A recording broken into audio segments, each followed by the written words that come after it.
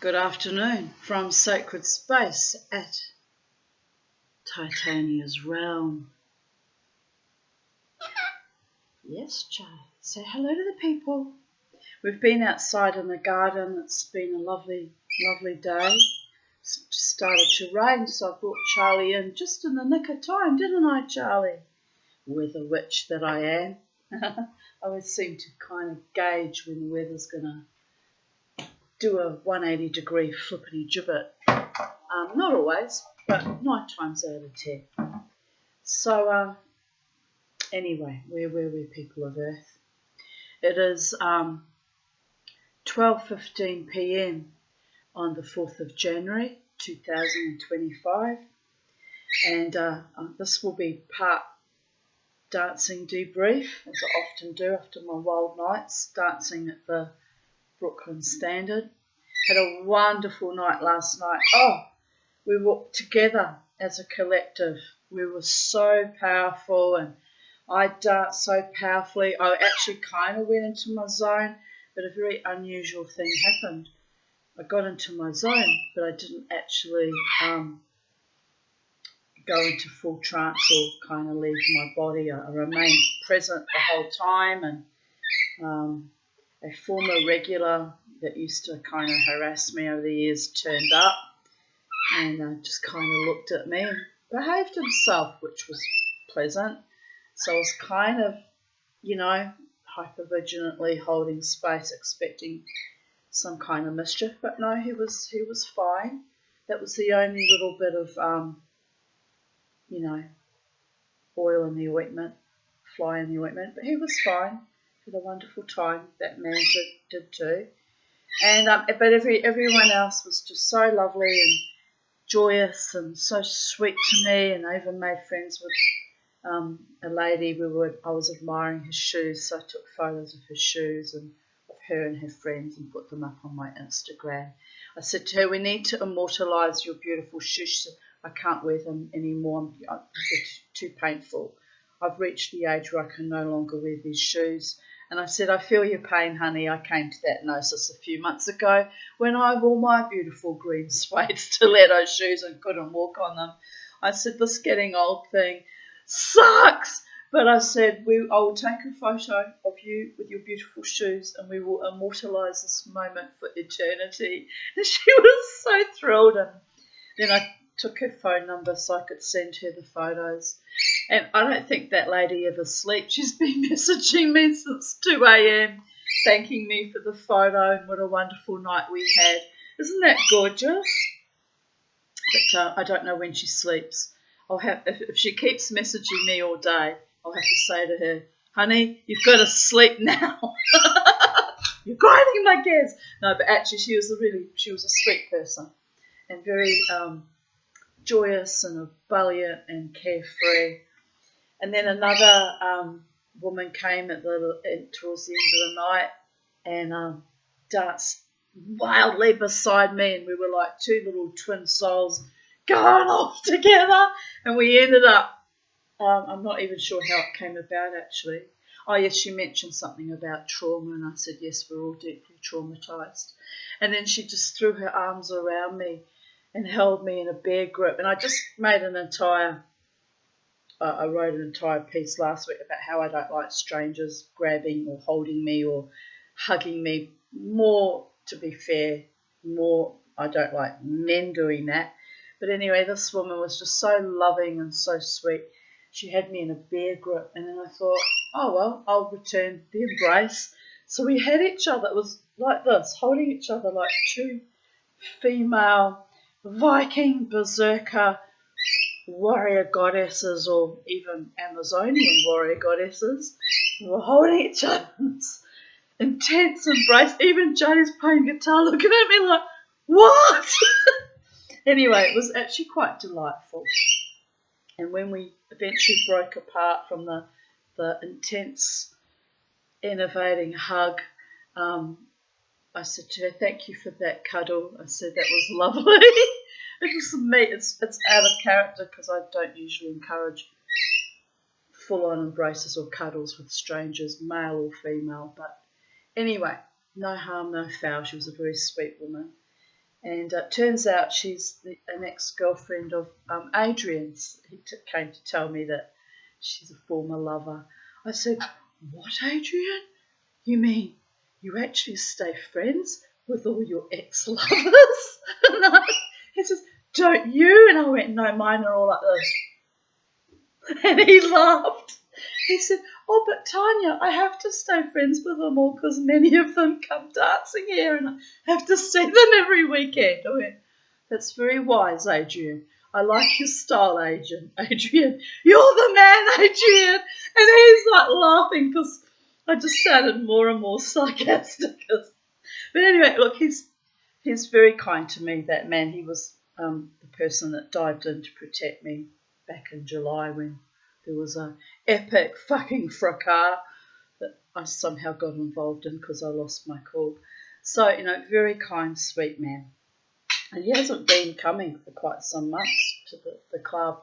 I said, "Where have you been, Adrian?" He said, "I've got a girlfriend. I met her here." I was like, "Oh, that's lovely." I don't know where the girlfriend was last night, but anyway, lovely, lovely, sweet man, very kind to me. So I'm just delighting and rejoicing in the sweetness and the love extended to me, that I was also able to return an equal measure and energetic, innovative intensity to the souls that met me, and it was delightful and powerful, very, very powerful actually. And so I'm very soul innovated and very happy today, and I'm on a kind of a post-dance high, which I often get because I've only had 4 hours sleep, people of Earth, and I'll crash and burn later. But I thought, while I'm still feeling joyous and innovative and excited about life, I'll continue reading from Aladdin and the Wonderful Lamp. So on that note, let us begin. Oh dear goddess, I've lost the page. Well, that's not good, is it? Well, we'll have to fumble around. How did that get pulled out? We'll have to stumble around. I know I did mark it with a pencil. So, yes, the Bobo's in heaven, my darling. She never said Bobo's name when he was alive, and now she tortures me by saying his name constantly. Now he's dead. Oh, bless. You miss him, don't you, Charlie? You miss biting him in the face and riding on his back like he was a little dog horse and tormenting him. You miss him too. Who are you going to torment now, Charlie? Mama. Anyway, let us begin. I found our spot, thankfully. And let us begin, my darlings, my beautiful ones, my angels, my sweethearts, my YouTube subscribers, and those of you who stumble across my video. I'm reading fairy stories. We're in the last leg of reading Aladdin and the Wonderful Lamp. And it's kind of soul innovating for me too, because I'm having to work through the duality of the stories. Like yesterday we were reading and there was anti-Semitism and I arced up about that. And there was misogyny and I arced up about that. And I'm putting everything into a contemporary modern frame of reference, which, let's face it, those kind of things still exist even in our modern times. But I'm having to hold two opposing views at any given time: dark and light, love and hate, healing or not healing, the alternative, life or death, male, female, masculine, feminine, coming to terms with my own newly innovating, slowly blossoming out sexuality and holding space for that, because hoping to eventually open up to a man I love very much, and it would have to be someone of my choosing that loves me back. So there is that. That's my current struggles that I've been struggling with for many, many years, but things are starting to kind of shift. Like opening up a zipper with all the teeth that have to interlock, find a straight, direct line that brings everything into perfect alignment with harm to none and competition from none. So it is done. The right man for me, because I'm a quirky little creature and have to be someone that understands trauma and can handle an artistic, quirky mama of a rainbow lorikeet who suddenly wants to eat my soul. And yes, I'm trying to find my place in the known universe, and find your vibe, find your tribe. Had a wonderful time with my tribe last night, my tribe of musicians and dancers and revellers and the staff at the Brooklyn Standard who all work so hard to contribute for the magic that is all of us coming together as a collective and rather hedonistically reveling in what's left of our lives. And even though it's hedonistic and superficial on one level, I'm holding the duality on the other level of that it's healing and connectivity and community and deep honour and deep love for each other, soul nourishment, the music also opening up pathways in our brains that allow us to be more creative in other avenues. So, you know, all the negative aspects that can be quite dark and fucking depressing if you listen to those tapes of other people's ugly judgments, and you just sweep them away and then bring in all the magic and awe and beauty of it that we are co-creating each week when I do my performance art and the musicians weave their magic with their singing and their musicianship. It's astonishing, people of Earth, and I'm so grateful for all of you who have created this space where I can participate in safely and joyously. And I mean, I got quite silly towards the end of the night. Even Ness was looking at me like, what's so, zombie, it's my war cry. They didn't play it because it was the end of the night and they were actually quite exhausted. And enough is enough.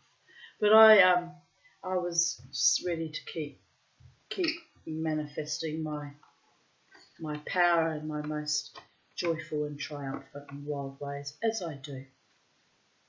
So,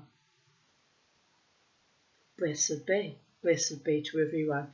Here, let us continue with Aladdin and the Wonderful Lamp. Now, we had got to the part where I got too tired yesterday and had to stop, where the Princess Badar al-Budur has told the Queen Mother about her bridal night not being consummated because her groom, that was not supposed to be her groom, was supposed to be Aladdin, got taken by the genie elsewhere, and she was kept safe but untainted by human men, by Aladdin laying a scimitar between them on the bed, and he was a perfect gentleman and kept her safe in her pristine virginal state for potentially their wedding night. I think that was his plan, let's face it. But anyway, it's all very sweet. But the Queen has said to her, if you tell such a tale to her father, the king, the sultan, he will say that you've lost your mind, you've lost your wits. So she tells her, you have done well in not choosing to recount your adventure to your father, and beware lest, O my daughter, you inform him thereof. It's raining, Charlie. Mama got you back just in the nick of time. I'm a very clever mummy, aren't I? I'm attuned to the multiverses. Not always, but when I'm tuned in, it makes me very happy actually to know that I'm moving in harmonic resonance with all of nature and my own body, mind, soul complex as well.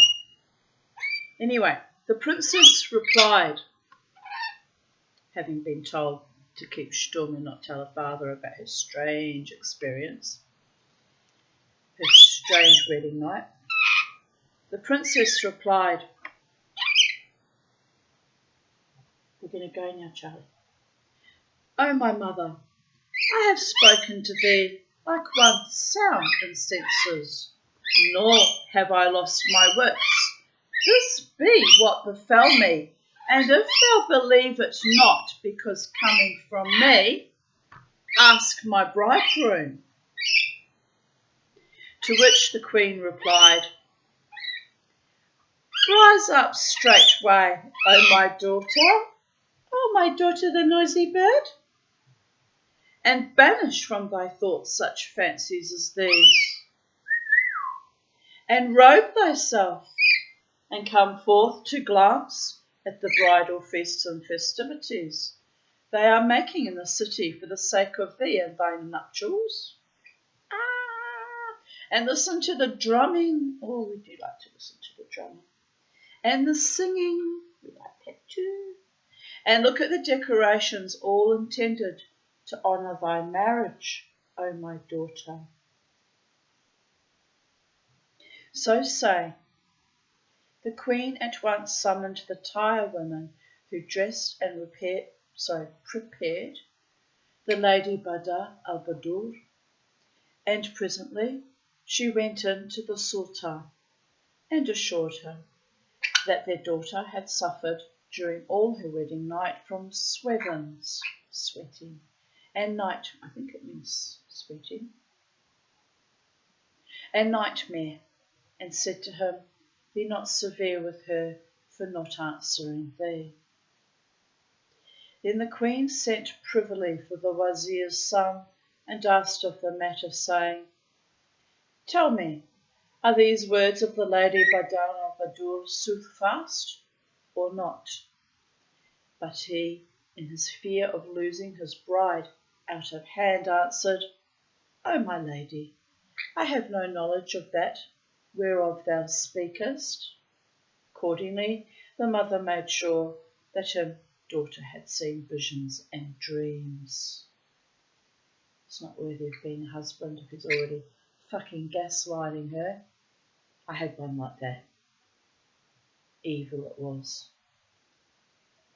Anyway, the marriage feasts lasted throughout that day with almaz and singers, and the smiting of all manner instruments of mirth and merriment.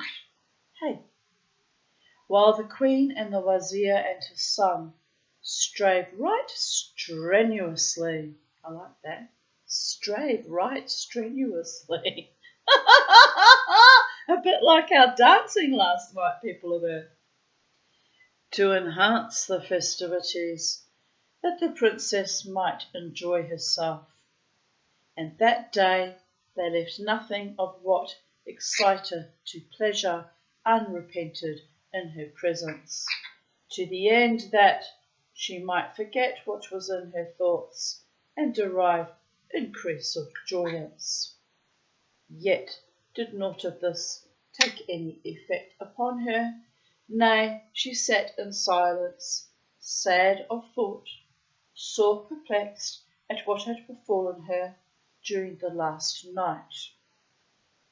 It is true that the wazir's son had suffered even more because he had passed the sleeping hours lying in the water closet. Not a pleasant place to sleep, by the way. He, however, had falsed the story and had cast out remembrance of the night in the first place for his fear of losing his bride, and with her the honour of a connection which brought him such excess of consideration, and for which men envied him so much, and secondly, on account of the wondrous loveliness of the Lady Badr al-Badur. and her marvellous beauty. She's not as beautiful as you though, Charlie, is she? Oh dear Mama, beauty's in the eye of the beholder. This is true, Charlie, but beauty can be so deep, too. Little one who's plucked out all her beautiful feathers and is a semi-naked rainbow lorikeet. So there is that. Oh, what are you doing, biting me? I went to nuzzle you and you went to bite me. You vicious little bird. You vicious little bird. Just thinking about it. Aladdin also went forth that day and looked at the merrymakings which extended throughout the city as well as the palace, and he fell a-laughing, especially when he heard the folk prating of the high honour which had accrued to the son of the wazir, and the prosperity of his fortunes in having become son-in-law to the sultan, and the high consideration shown by the wedding fates. And he said in his mind, Indeed ye wot not, O ye miserables, what befell him last night that ye envy him. But after darkness fell, and it was time for sleep, Aladdin arose, and retiring to his chamber, rubbed the lamp, whereupon the slave incontinently appeared. I don't think they mean incontinent in the context that we modern types know that word to mean. Incontinently appeared. Maybe they meant to say inconstantly appeared. No, that can't be right. Incontinently doesn't seem right in that context, does it? Anyway. When the slave appeared in presence of Aladdin, he was bidden to bring him the Sultan's daughter together with her bridegroom, as on the past night, ere the Wazir's son could abate her maidenhead. It's a very delicate way of putting it, isn't it? Yes, I like that, lest he abated her maidenhead. So the Marid, without stay or delay, he vanished for a little while until the appointed time. When he returned carrying the bed whereon lay the lady Badar al-Badur and the Wazir's son, and he did with the bridegroom as he had done before, to wit, he took him up and lay him at full length in the jakes. And there left him dried up for excess of fear and trembling. Then Aladdin, maybe I should do that to my ex-lovers, just throw them in the jakes. Oh, but they already live there, don't they? Don't really need to do anything so mean. They're already in the toilet. Oh, Mama T, you must forgive Mama T. Must I? Really? It's open to interpretation, the degrees of my forgiveness, babies.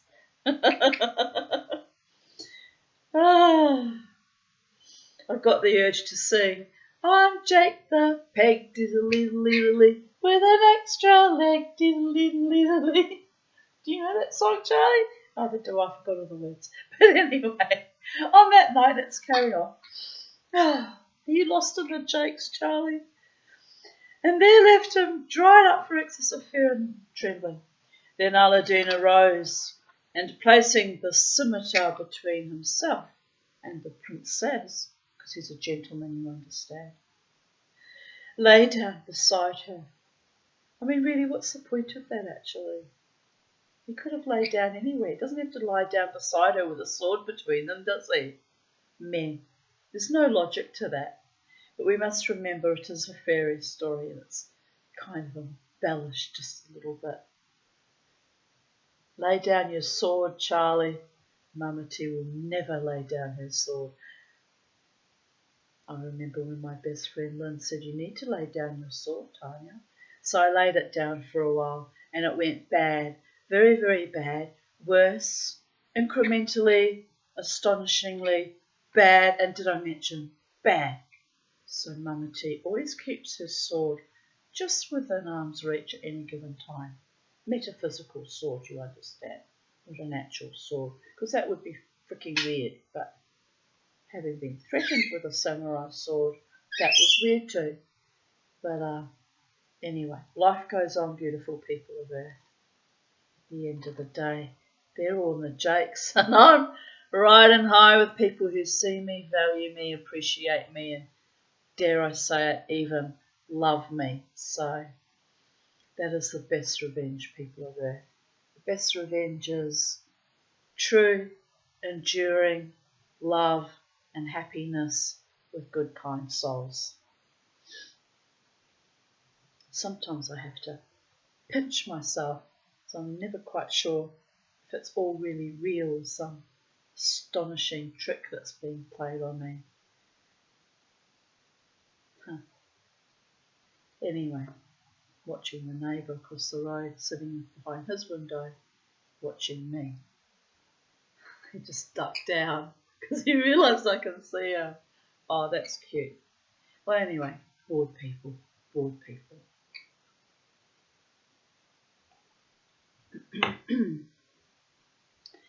He's probably playing with his little boy. They've got a little sweet little blazing red-headed little boy. His hair's so red it shines in the sun. I love real authentic Tishan red hair. It's beautiful. It's a beautiful thing. Yes, I used to have it when I was a baby, but it all fell out. That's why I am the way I am today. I even got cheated out of my red hair, people of Earth, by all the gods. I used to sit behind, just a bit of a segue, when I was 15 in Wellington Girls College, I used to sit behind a little girl, I forget what her name is now. Very pretty little girl. All redheads hate their hair, by the way, because they get tortured by other kids for some reason that makes no sense to anyone. And I'll never forget this. I used to delight in sitting behind her, especially around about lunchtime. The sun would shine through the window at a certain angle, and it would just the light would shine on her hair. And I think it was a maths class, actually. I fucking hate maths, so I was deliberately removing myself mentally from that. And why I missed out on probably being a doctor or some other, highly achieving professional because of my lack of mathematics. But anyway, fuck that shit.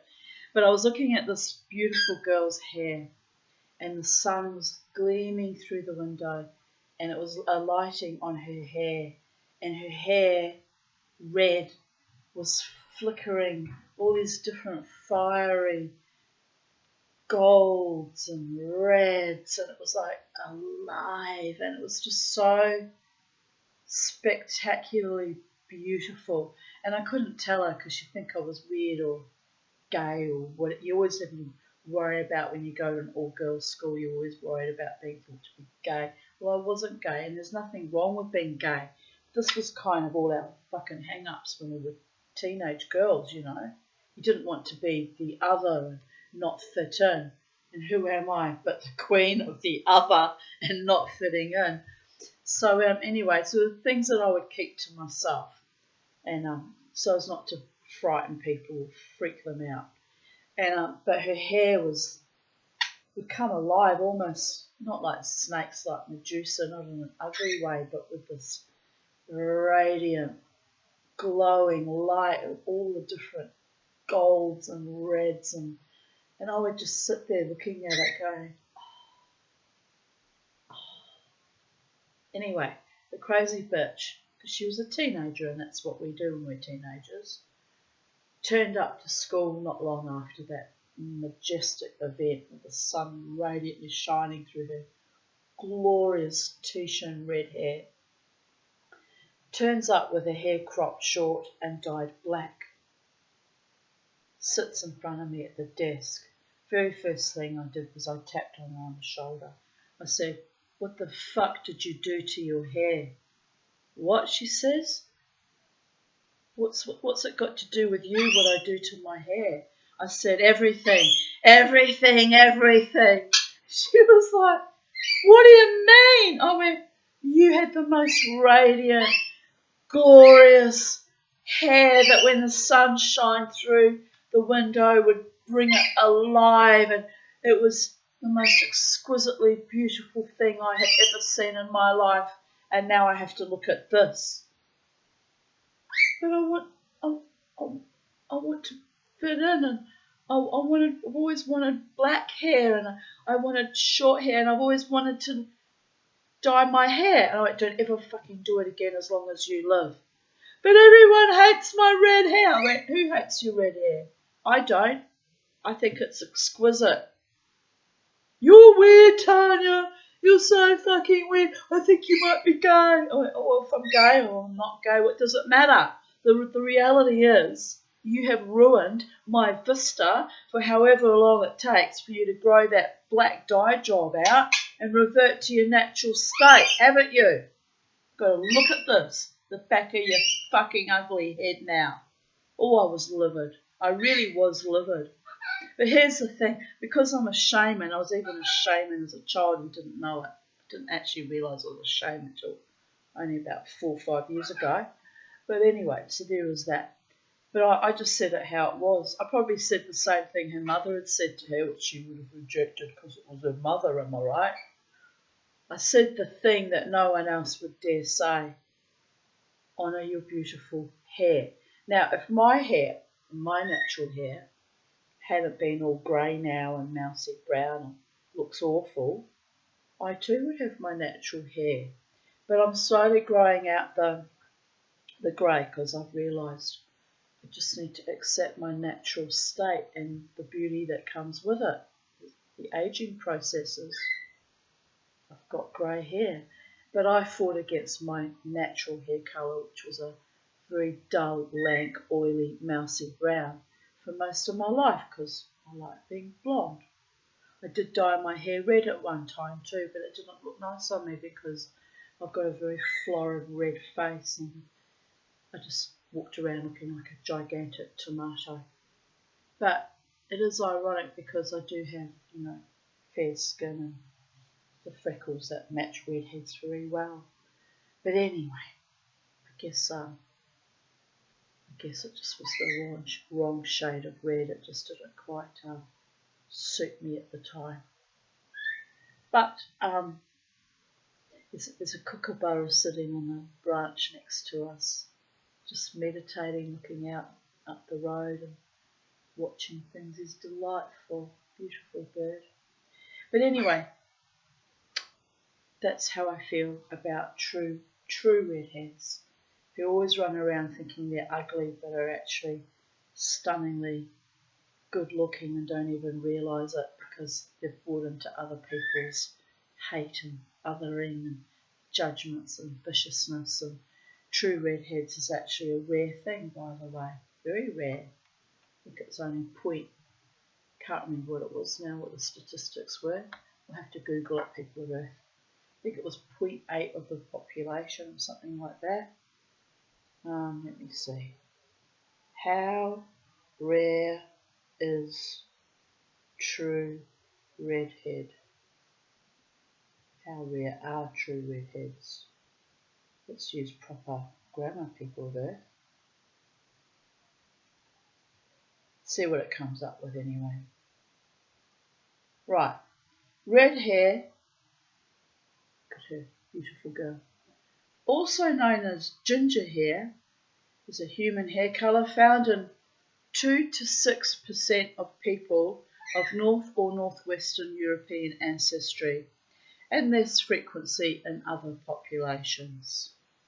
It is also common in individuals homozygous for a recessive allele on chromosome 16 that produces an altered version of the MC1R protein. There you go, babies. Told you it was rare.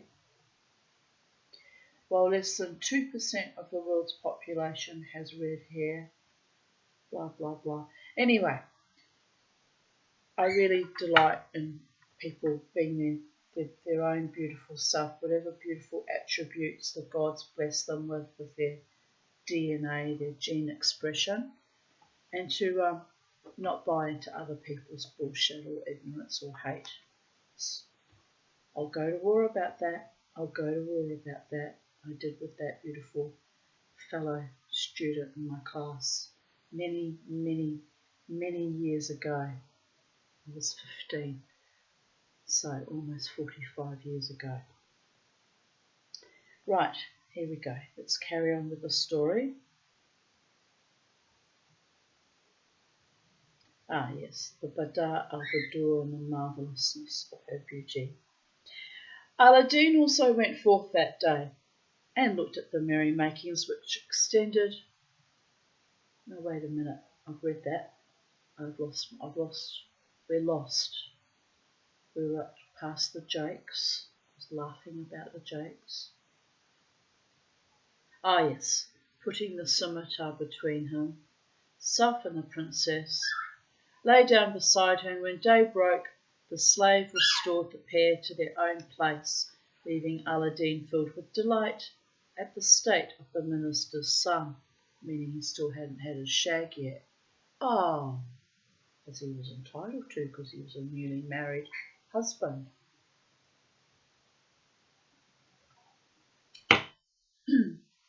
Are you entitled to it though? Sex? Are you actually ever completely entitled to it? Should be gifted willingly and joyously, people of earth. It's not an entitlement.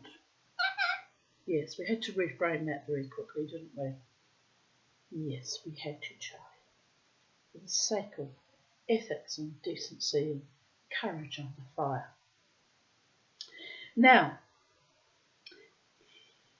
all my gentlemen viewers are like, what is this lady on? She wants something? No, this is my natural state, people of earth. Post-dance euphoria. Now, when the Sultan woke up, and you have to laugh. Now, when the Sultan woke up a morn, he resolved to visit his daughter and see if she would treat him as on the past day. So, what do you do? Just settle down. Shaking off his sleep, that's you. He sprang up and arrayed himself in his raiment and, going to the apartment of the princess, bade open the door. Thereat, the son of the wazir arose forthright and came down from his bed and began donning his dress, whilst his ribs were wrung with cold, for when the king entered, the slave had just brought him back.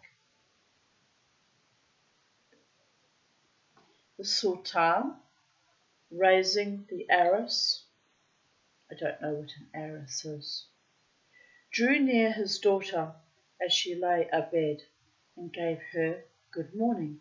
Then, kissing her between the eyes, oh, I like that expression. Can I kiss you between your eyes, Charlie?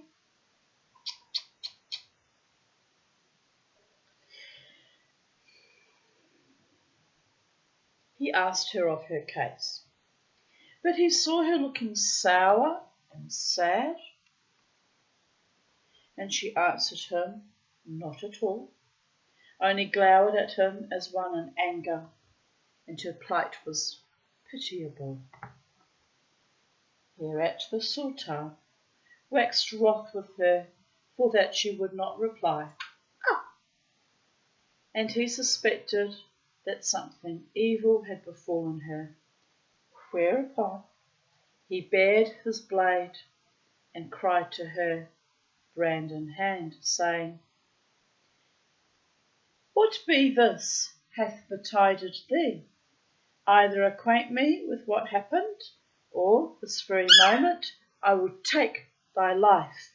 In such conduct the token of honour and respect I expect of thee, that I address thee, and thou answerest me not a word.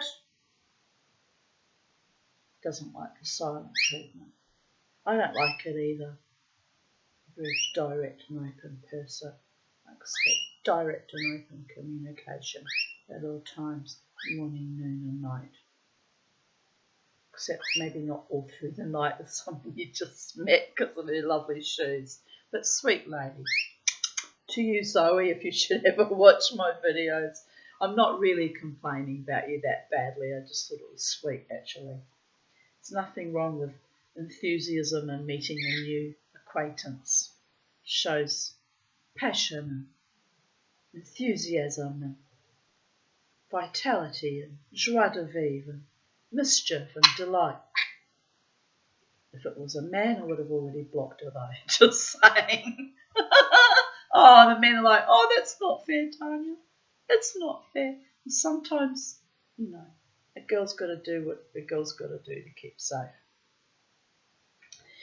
When the Lady Badar al-Badur saw her sire in high dudgeon and the naked glaive in his grip, actually, if it was a man I liked very much, I wouldn't mind him messaging me through the night, thinking about it. You see, this is how long it's been since I had a romantic partner.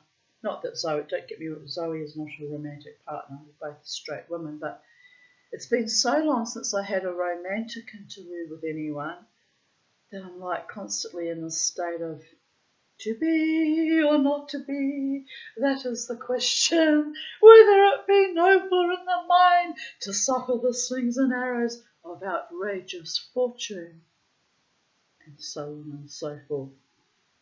Oh! Anyway, calm your phone, Tony. Calm your phone. Calm your phone. It's like delightful to feel so happy though. I've had so much support in the past week actually, that I'm really delighted with that. Thank you so much to my beautiful friends. They know I go into dark spaces at Christmas time. If they didn't know, they've worked it out by now.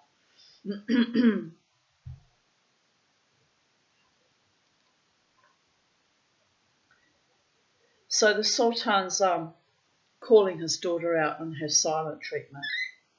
When the Lady Badar al-Badur saw his sire in high dudgeon and a naked glaive in his grip, I need to know what a glaive is. I'm sure it's a dagger or some weird thing. We'll just make sure that we're not, reading anything indecent. Yes, it's a kind of a pole weapon with a single-edged blade on the end, known for its distinctive design and versatile combat application. Looks fucking nasty, quite frankly. Do you want to see it? So the good thing about having to make videos on my laptop instead of my iPhone is that I now have the power of the internet for translation of things that I don't know what they mean. Oh, Charlie.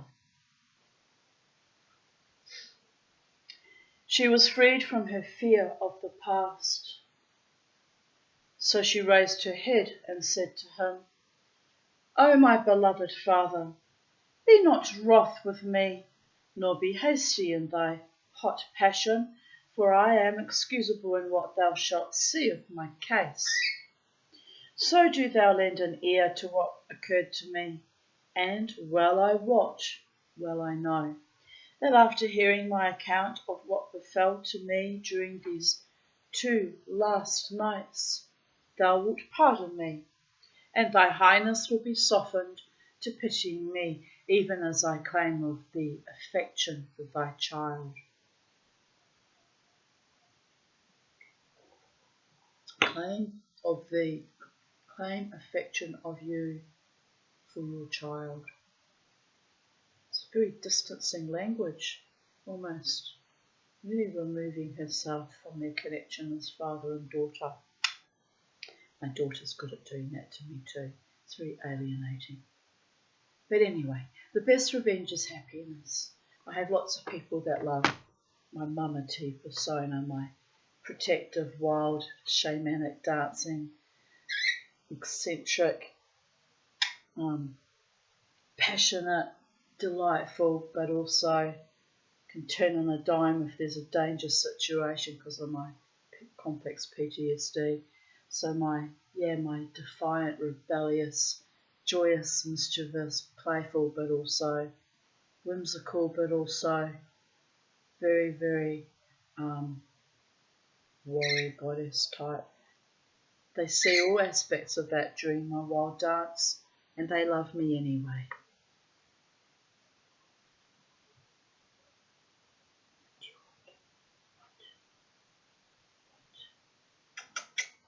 Because you heard me say they love me anyway, you've come to show that you love me too, Charlie.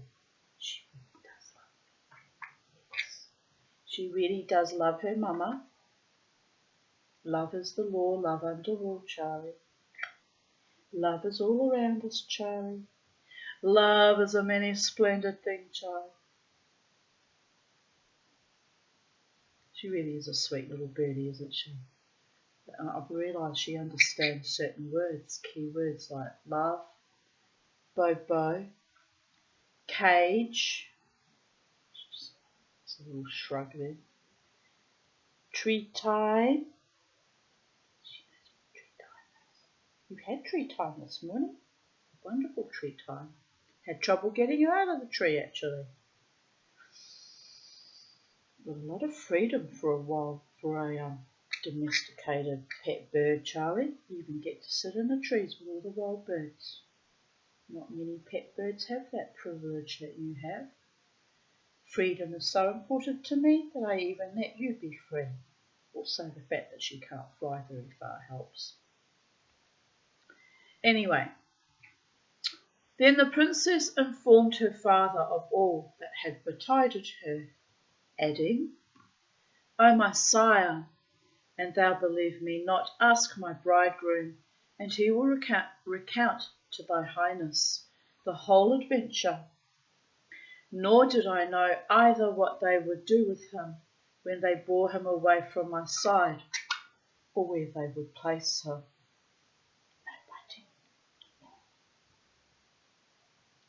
When the Sultan heard his daughter's words, he was saddened, and his eyes brimmed with tears.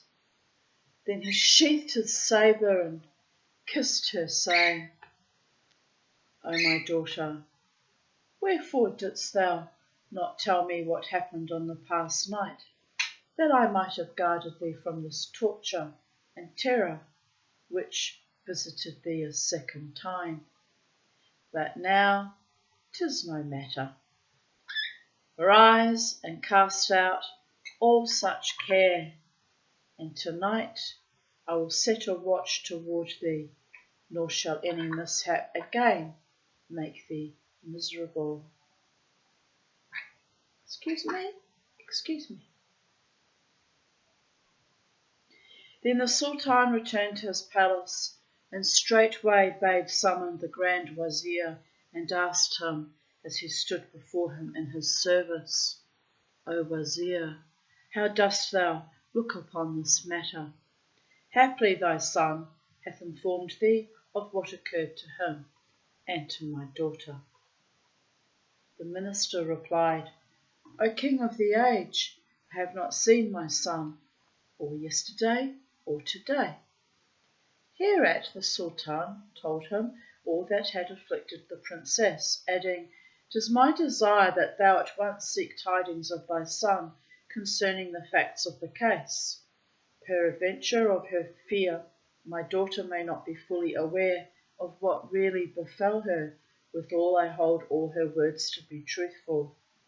So the Grand Wazir arose and going forth, bade summon his son, and asked him anent all his lord had told him, whether it be true or untrue. What are you doing, little girl? What are you doing, little girl? The youth replied, O my father the Wazir, heaven forbid that the lady Badar al-Badur speak falsely. Indeed, all she said was sooth, and these 2 nights proved to us the evilest of our nights, instead of being nights of pleasure and marriage joys.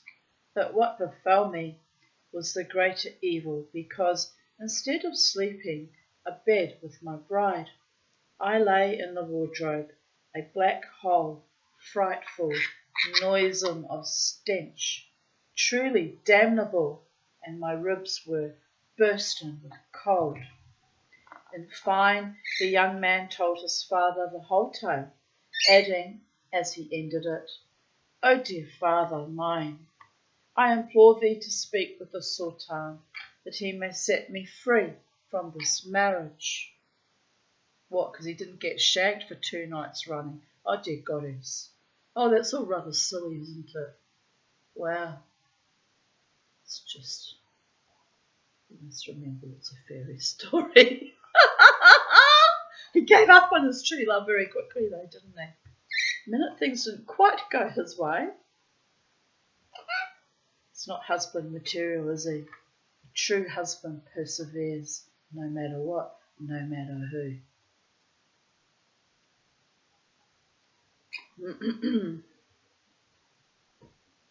Anyway, but when love dies, it dies, and so there is that. That happens too, darlings.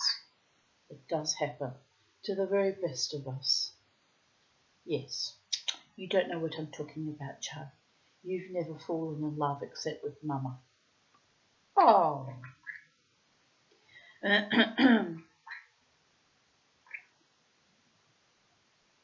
Yes, indeed, 'tis a high honour for me to be the Sultan's son-in-law, and especially the love of the princess hath gotten hold of my vitals.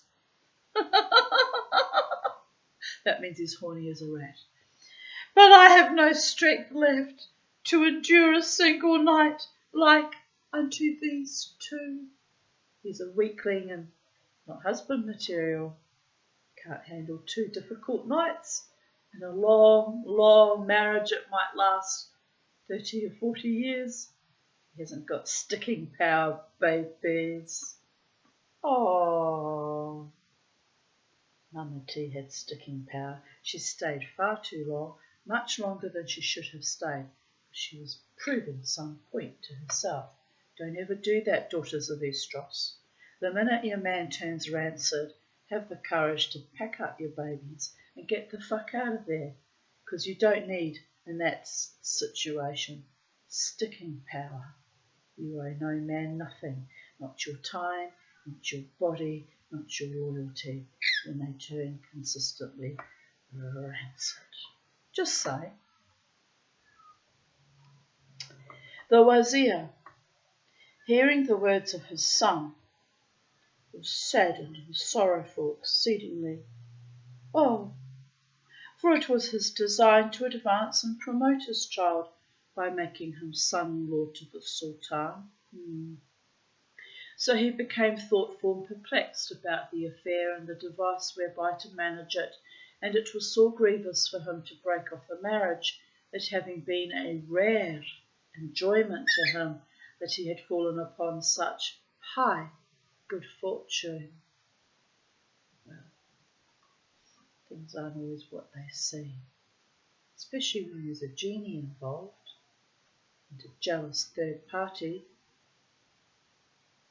Accordingly, he said, "Take patience, O my son, until we see what may happen this night, when we will set watchmen to ward you, nor do thou give up the exalted distinction which hath fallen to none save to thyself." Excuse me. Then the Wazir left him, and, returning to the sovereign, reported that all told to him by the lady Badar Abadur was a true tale, whereupon quoth the Sultan, "Since the affair is on this wise, we require no delay," and he at once ordered all the rejoicings to cease and the marriage to be broken off.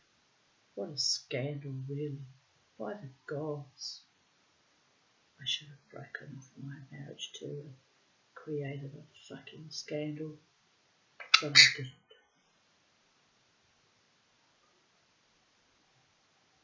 What could have changed? What choice would have been the better alternative? Does it even matter now after all these 40 years.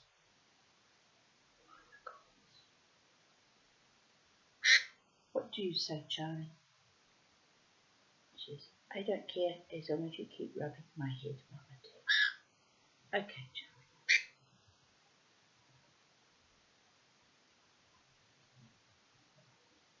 This caused the folk and the citizen to marvel at the matter, especially when they saw the Grand Wazir and his son leaving the palace in pitiable plight for grief and stress of passion. And the people fell to asking, what hath happened, and what is the cause of the wedding being made null and void?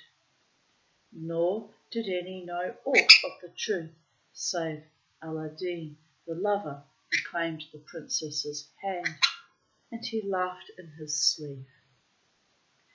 But even after the marriage was dissolved, the Sultan forgot nor even recalled to mind his promise made to Aladdin's mother, and the same was the case with the Grand Wazir, while neither had any inkling of whence befell them that which had befallen.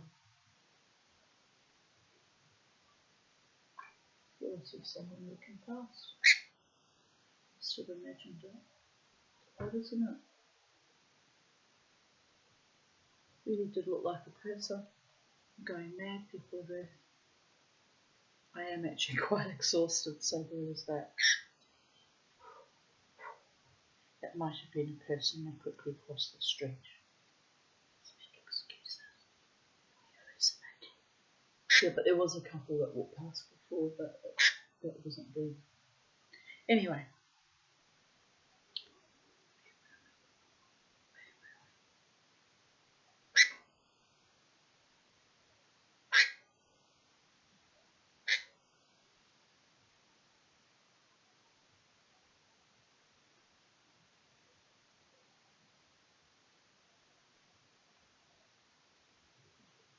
I'll just repeat that paragraph because I'm lost. But even after the marriage was dissolved, the Sultan forgot, nor even recalled to mind, his promise made to Aladdin's mother. And the same was the case with the Grand Wazir. Because that's what they really think of poor people. No honour. No honour amongst the oligarchy. Remember that, people of Earth. And the same was the case with the Grand Wazir, while neither had any inkling of whence befell them that which had befallen. So Aladdin patiently awaited the lapse of the 3 months, after which the Sultan had pledged himself to give him to wife his daughter.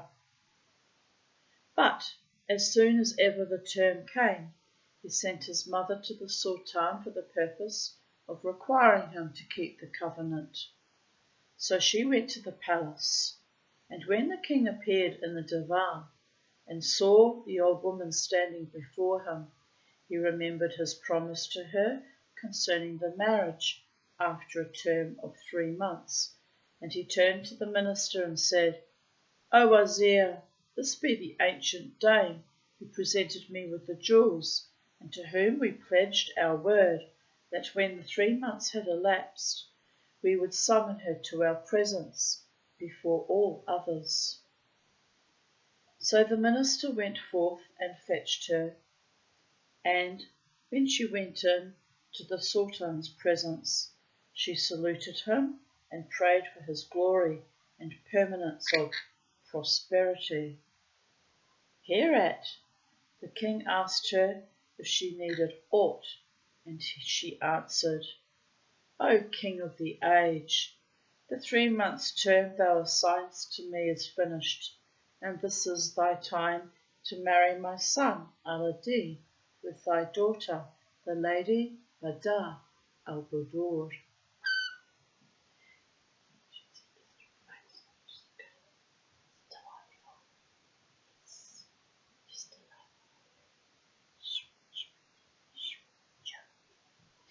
So the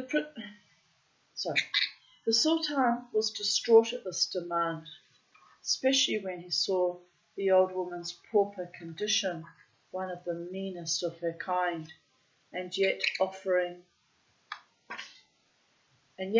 she had brought to him was of the most magnificent, far beyond his power to pay the price. Accordingly, he turned to the Grand Wazir and said, "What device is there with thee? In very sooth, I did pass my word. It meseemeth that they be pauper folk, and not persons of high condition." The Grand Wazir, who was dying of envy, and who was especially saddened by what had befallen his son, said to himself, "How shall one like this wed the king's daughter, and my son lose this highmost honour?" Accordingly, he answered his sovereign, speaking privily, "O my lord, 'tis an easy matter to keep off a poor devil such as this, for he is not worthy that thy highness give his daughter to a fellow whom none knoweth what he may be." "By what means," inquired the Sultan, "shall we put off the man when I pledged my promise, and the word of the kings is their bond?" Replied the Wazir, "O my lord, my rede is that thou demand of him 40 platters made of pure sand gold and full of gems, such as the woman brought thee aforetime, with 40 white slave girls to carry the platters, and 40 black eunuch slaves." The king rejoined, "By Allah, O Wazir, thou hast spoken to the purpose, seeing that such thing is not possible, and by this way we shall be freed." Then quoth he to Aladdin's mother, "Do thou go and tell thy son that I am a man of my word, even as I plighted it to him, but on condition that he have power to pay the dower of my daughter, and that which I require of him is a settlement consisting of 20 platters of virgin gold, all brimming with gems, the like of those thou broughtest to me, and as many white handmaids to carry them, and 20 black eunuch slaves to serve and escort the bearers." No child. "And thy son avail hereto, I will marry him with my daughter." Thereupon she returned home, wagging her head and saying in her mind, "Whence can my poor boy procure these platters and such jewels?" And granted that he return to the enchanted treasury and pluck them from the trees, which, however, I hold impossible, yet given that he bring them, whence shall he come by the girls and the blacks? Racism again, but never mind. They did keep slaves in the old days. Not that long ago in America, actually. Never ever forget where we come from. All of us. My stepfather was a slave in Middle Baldora. Did it make him a nice man surviving that concentration camp? No, it made him a predator upon me too. Pest that he was. Light and dark, swirling in infinity. Duality. Fighting forwards on our dignity and our heroism and our courage and our truth-telling. But never ever forget. Never ever forget your history. Ever. I don't care what country you come from, what race you belong to, what faith you belong to, never ever forget human capacity for evil and genocide that we're all literally catching our breath from. in the first few days of 2025 still. I had a wonderful night last night with my tribe and my beautiful souls.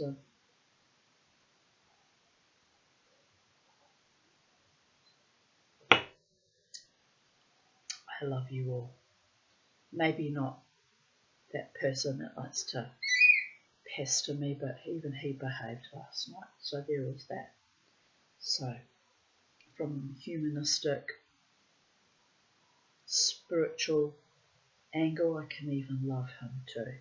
I did love him.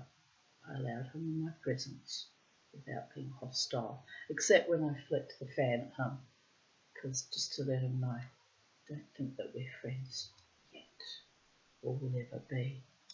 Too much ignominy at the casino over too many years has made me a prickly little pear, hasn't it, Charlie? Yes, Mama T. Where were we?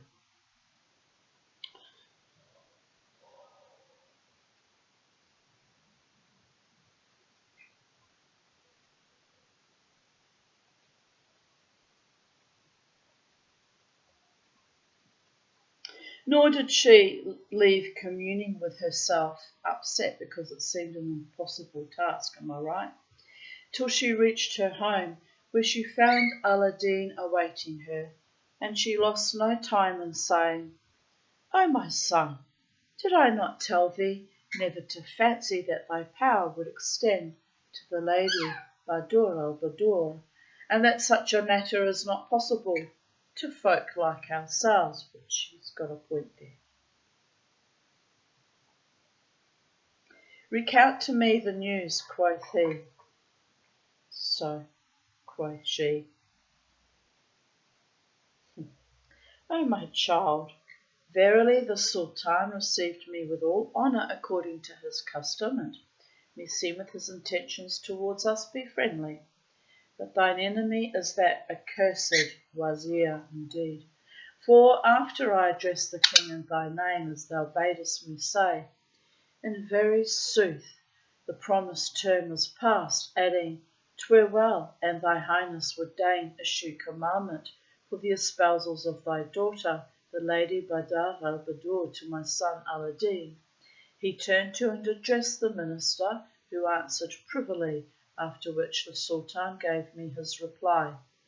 Then she enumerated the king's demands, and said, "O my son, he indeed expecteth of thee an instant reply, but I fancy that we have no answer for him."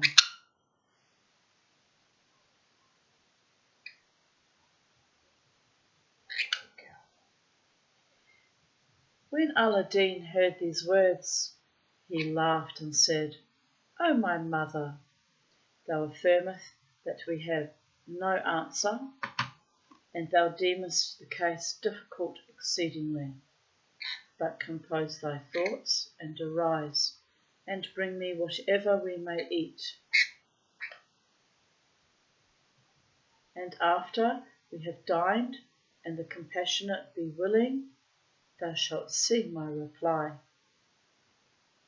Also the Sultan thinketh like thyself, that he hath demanded a prodigious dower, in order to divert me from his daughter, whereas the fact is that he hath required of me a matter far less than I expected.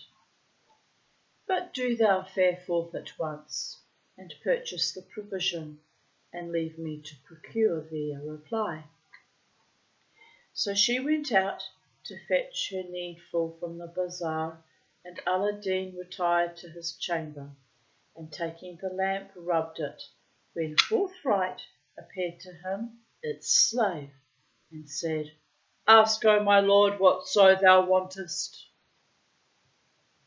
Yes, I did do that in a loud and deep voice, Charlie. Just freaking out. The other replied, "I have demanded of the Sultan his daughter to wife, and she hath required of me 40 bowls of purest gold, each weighing 10 pounds, and all to be filled with gems, such as we find in the gardens of the horde.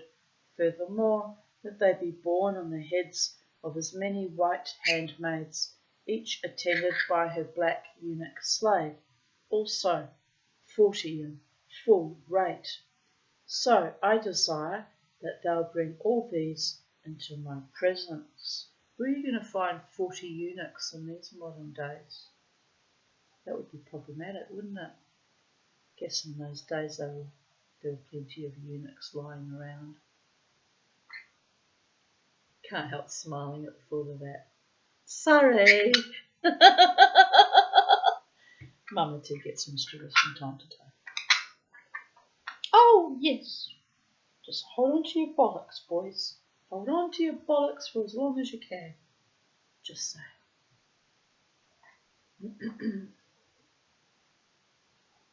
Hearkening and obeying, O my lord, quoth the slave, and disappearing for the space of an hour or so, presently returned, bringing the platters and jewels, handmaids and eunuchs. Then, setting them before him, the Marid cried, This be what thou demandest of me. Declare now, and thou want any matter or service other than this? Aladdin rejoined, Oh, excuse me. I have need of naught else, but an I do, I will summon thee and let thee know. The slave now disappeared, and after a little while Aladdin's mother returned home, and on entering the house saw the blacks and the handmaids. Hereat she wondered and exclaimed, All this proceedeth from the lamp which Allah perpetuate to my son? But ere she doffed her mantilla, Aladdin said to her, O my mother, this be thy time before... I'm kind of laughing at the word mantilla because it's actually a Spanish word. They mean veil, don't they? They mean veils. O my mother, this be thy time before the Sultan enter his Seraglio palace. Do thou carry to him what he required, and wend thou with it at once. So may he know that I vow to supply all he wanteth and yet more. Also that he is beguiled by his Grand Wazir, and the twain imagined vainly that they would baffle me. Then he arose forthright and opened the house door, when the handmaids and blackamoors paced forth in pairs, each girl with her eunuch beside her, until they crowded the quarter, Aladdin's mother foregoing them. And when the folk of that ward sighted such mighty, fine sight and marvellous spectacle, all stood at gaze, and they considered the forms and figures of the handmaids, marvelling at their beauty and loveliness, for each and every wore robes inwrought with gold and studded with jewels, no dress being worth less than 1,000 dinars. They stared as intently at the bowls, and albeit these were covered with pieces of brocade, also all frayed and dubbed with precious stones, yet the sheen outshot from them dulled the shine of the sun. The folk, and especially the people of the quarter, stood a-marvelling at the singular scene. Then Aladdin's mother walked forwards, and all the handmaids and eunuchs paced behind her in the best of ordinance and disposition, and the citizens gathered to gaze at the beauty of the damsels, glorifying God the most great, until the train reached the palace and entered it accompanied by the tailor's widow. Now when the Aghas and chamberlains and army officers beheld them, all were seized with surprise notably by seeing the handmaids who in each and every would ravish the reason of an anchorite. Would ravish the reason of an anchorite.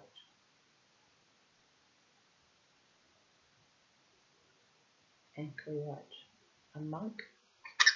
Wait a minute, I need a free hand, Charlie. We need to Google. Google is our friend, Charlie. I need to know I know what an anchor is. Anchorite.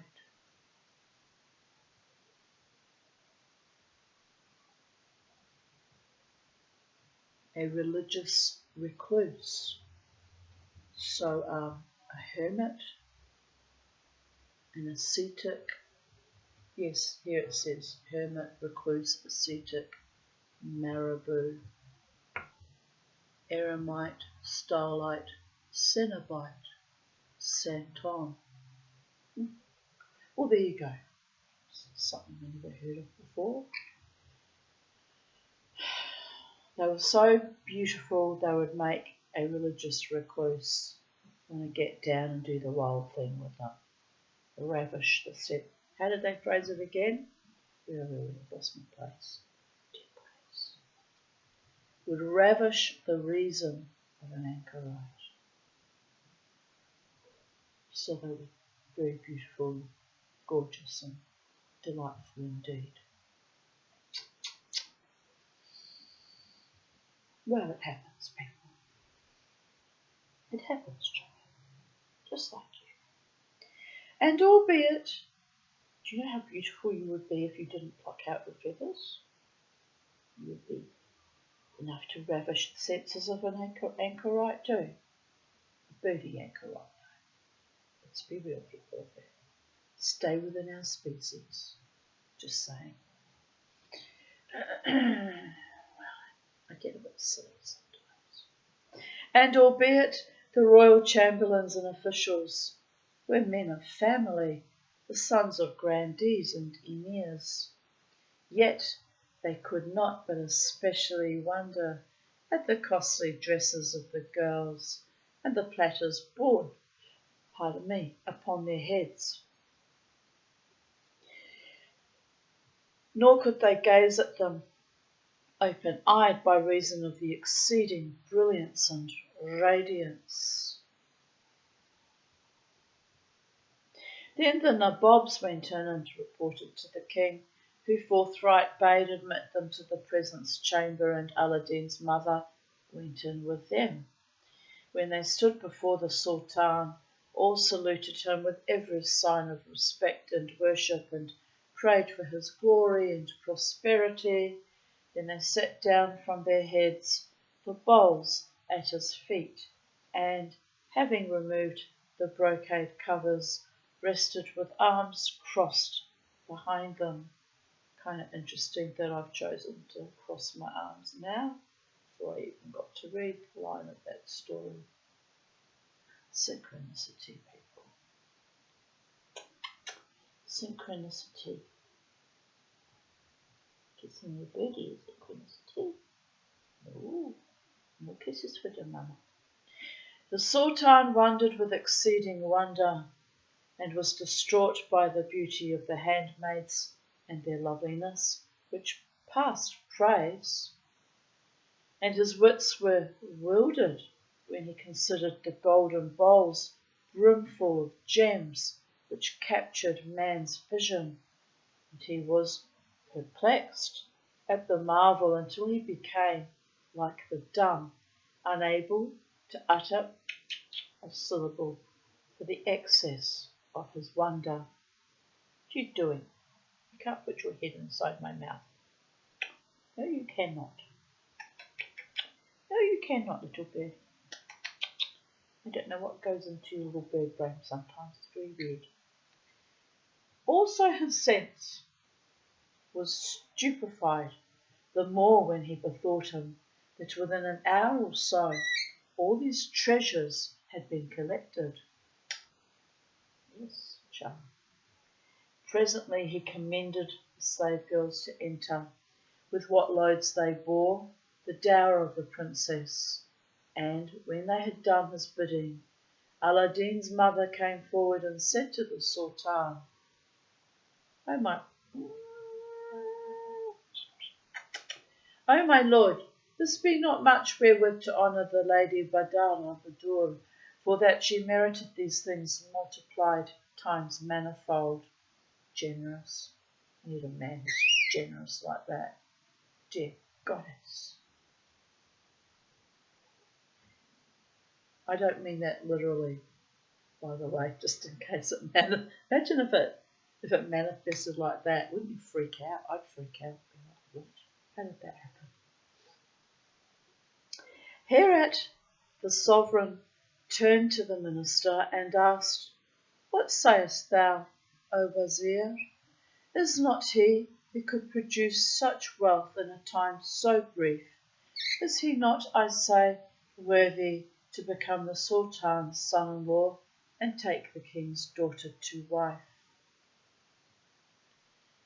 Then the minister, although he marvelled at these riches even more than did the Sultan, whose envy was killing him and growing greater hour by hour, seeing his liege lord satisfied with the moneys and the dower, and yet being unable to fight against fact, made answer, "'Tis not worthy of her."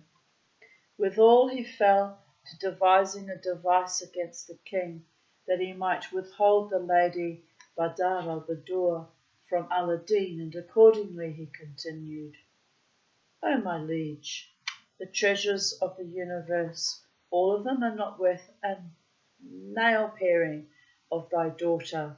Indeed, thy highness hath prized these things overmuch in comparison with her.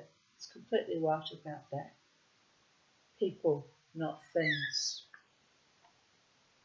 Just saying.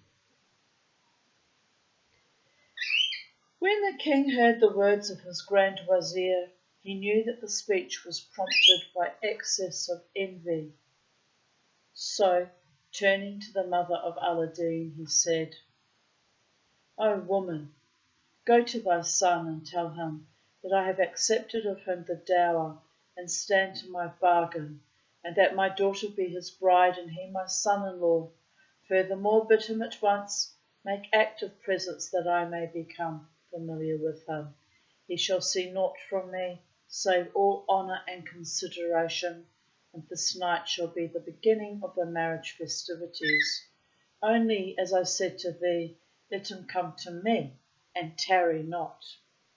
Thereupon Aladdin's mother returned home with the speed of the storm winds, that she might hasten her utmost to congratulate her son, and she flew with joy at the thought that her boy was about to become son-in-law to the Sultan. After her departure, the king dismissed the divan, and entering the palace of the princess, bade them bring the bowls and the handmaids before him and before her, that she might also inspect them. But when the Lady Badara Badur considered the jewels, she waxed distraught and cried, Meseemeth that in the treasuries of the world there be not one jewel rivalling these jewels.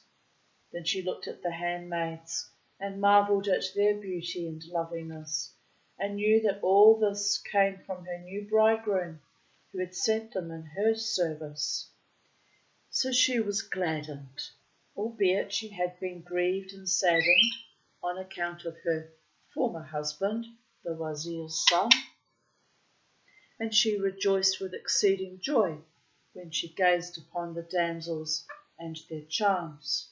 Nor was her sire, the Sultan, less pleased and inspirited when he saw his daughter relieved of all her mourning and melancholy, and his own vanished at the sight of her enjoyment. That's when you really love someone, when you just delight in them being joyous and happy and healthy and prosperous and with true loves in their lives, and you wish them only the best, and you encourage and you motivate and you protect that life instead of being riven with envy and spite and sabotage and viciousness and cruelty and sadomasochism. Ask me how I know. Been on the tail end of that quite a few times over the years. Not pleasant when it happens. That's why I shut down my sexuality also. I'm not going to let third parties, destroy what little bit of happiness I might have in life. Fuck that shit. Then he asked her, "O my daughter, do these things divert thee? Indeed I deem that this suitor of thine be more suitable to thee than the son of the wazir. And right soon, inshallah, O my daughter, shalt thou have full of joy with him."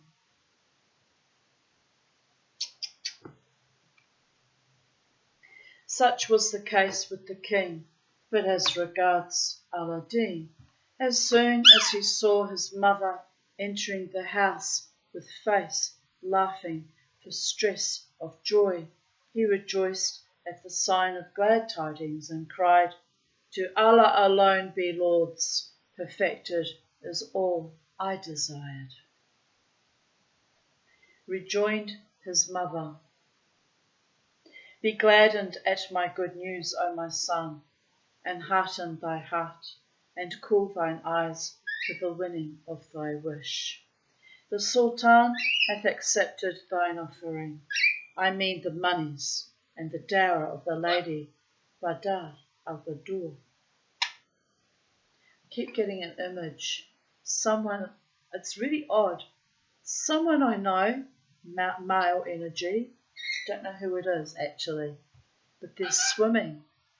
The spirits keep showing me he's swimming in a swimming pool, and he's immersed in this beautiful liquid, and it's clear and it's blue and it's the sun's shining on it, it's glistening, and he's happy and he's thinking of me. Isn't that mad? There's mad thoughts that come to my mind these days. I really am living in some kind of alternate universe to everyone else on planet Earth right now, and I would worry about it, except it's so beautiful and it's happy and it's calm and peaceful, and whoever that man is that's swimming and thinking of me, sending me, flowing so much love to me, whoever you are, my darling, have a beautiful day and enjoy your day. I should be swimming too, quite frankly. And if he was a man worthy of my body, mind, spirit and soul, intellect and emotions, and my rather weird cobbled together spirituality, we could be swimming together, enjoying the day together and the night. But let's not get too carried away, because I don't know who this person is, the energy that I'm picking up on. But it's quite lovely, so we'll go with that, my darlings.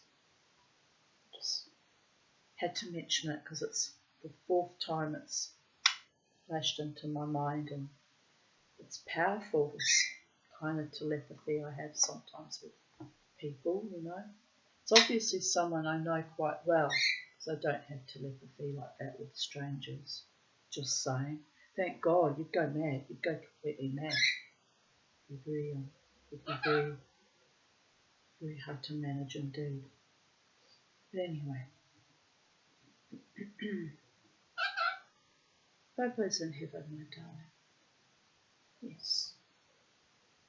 He's probably here with you. If you keep saying Bobo, he's probably here with us. But Mummy can't see Bobo. He's in heaven. If you can see Bobo, say, "Hello, Bobo. Mama still loves you, Bobo.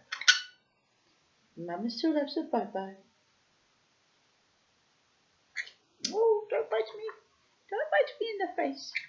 Alright, I did go and kiss you without your consent, so I deserve to be bitten in the face. Thank God it's only a bird doing that. Oh, yes. Hashtag consent even for birdies. I completely agree with that, actually. Right.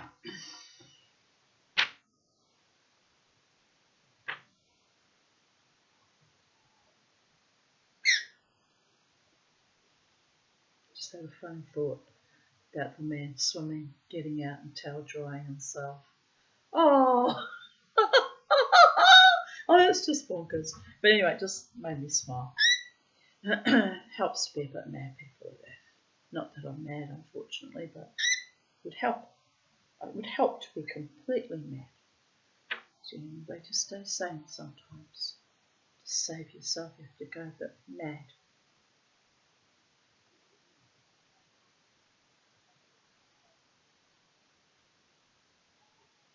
Then he asked her, "O my daughter, do these things diverge thee? Indeed I deem that the suitor of thine be more suitable to thee than the son of the wazir, and right soon, inshallah, O my daughter, shalt thou have fuller joy with him."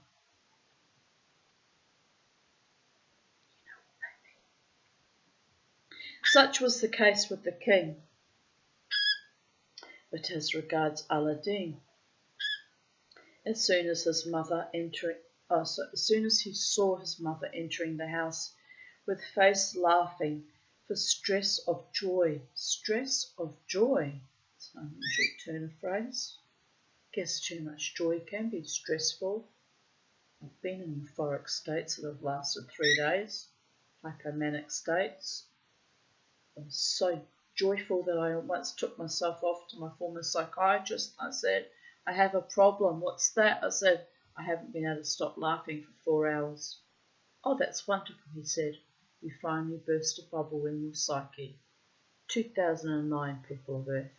It took till 2009 for me to finally experience for the first time real happiness. Isn't that tragic? How old was I in 2009?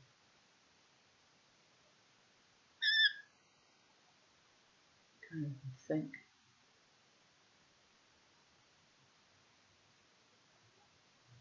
30, 34, something like that. That can't be right. I had my hysterectomy in 2007. I was 42. 44.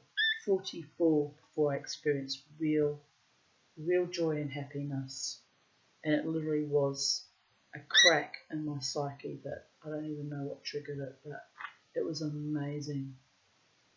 Probably the fact that my mother was on the tail end, she was languishing in the Alzheimer's ward with advanced Alzheimer's, and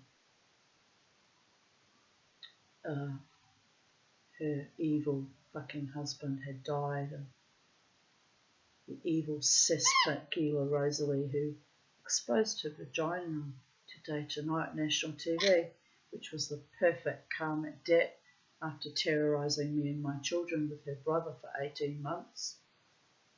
Yes.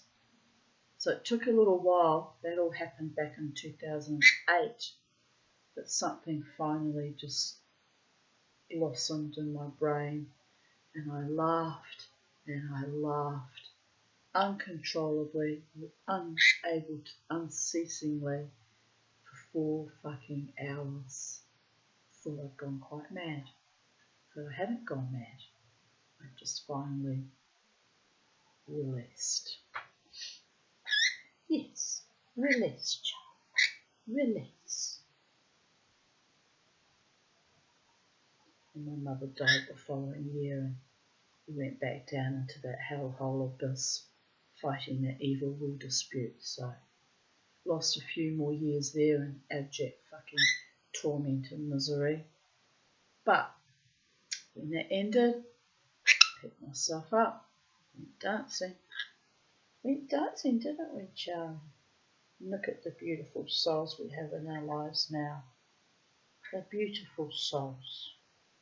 We value, cherish and appreciate your mama for her wild ways and her fight against the COVIDian epoch, and her fight against child sexual abuse, her fight against domestic violence, her fight against racism and ignominy of all kinds. Always fighting, aren't we? But now we get to live our life in joy and delight and peace for my old age, which is what I really want. It's what I really want. A gorgeous, devoted, loving partner by my side. Could happen, little child. It could happen, little child. Right, where were we? Yes, laughing for stress of joy, he rejoiced at the sign of glad tidings and cried, To Allah alone be lauds, perfected is all I desired. Rejoined his mother, Be gladdened at my good news, O my son, and hearten thy heart, and cool thine eyes for the winning of thy wish. The Sultan hath accepted thine offering. I mean the monies and... Oh, did we read that already? I mean the monies and the dower of the Lady Badar Badur, who is now thine affianced, promised bride, and this very night, O my child, is your marriage, and thy first visit to her, for the king, that he might assure me of his word, hath proclaimed to the world, Thou art his son-in-law, and promised this night to be the night of going in, the night they consummate. But he also said to me, Oh, let thy son come hither forthright, that I may become familiar with him and receive him with all honour and worship. And now, here I am, O my son, at the end of my labours. Happen whatso may happen, the rest is upon thy shoulders. Thereupon Aladdin arose and kissed his mother's hand and thanked her, O my darling, enhancing her kindly service. Then he left her and entering his chamber, took the lamp and rubbed it, when, lo and behold, its slave appeared and cried, Adsum, ask whatso thou wantest.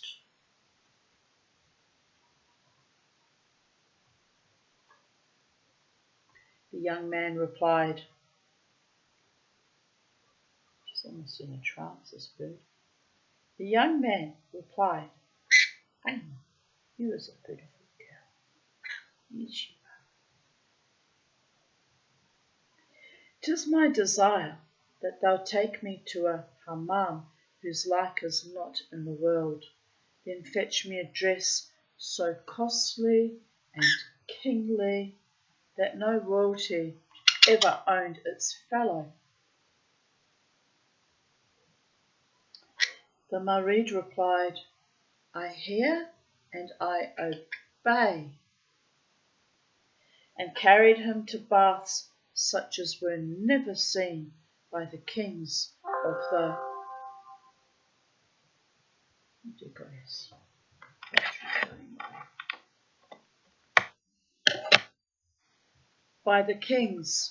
the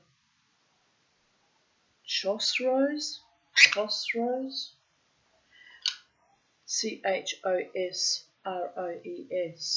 Chosroes, for the building was for the building. You can see I'm getting tired. People have heard. For the building was all of alabaster and carnelian. Oh, I love alabaster and carnelian. And it contained marvellous linens which captured the sight. And the great hall, you being naughty child, was studded with precious stones.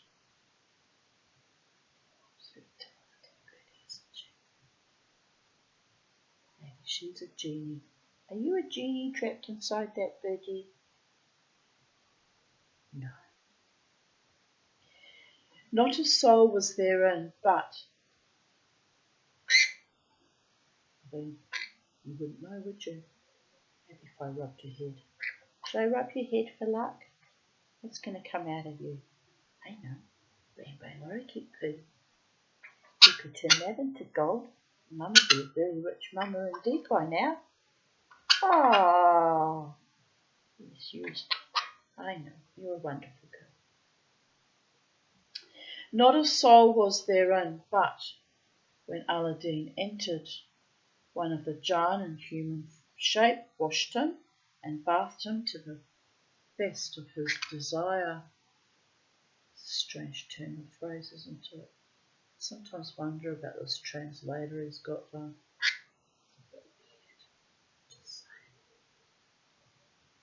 Aladdin, after having been washed and bathed,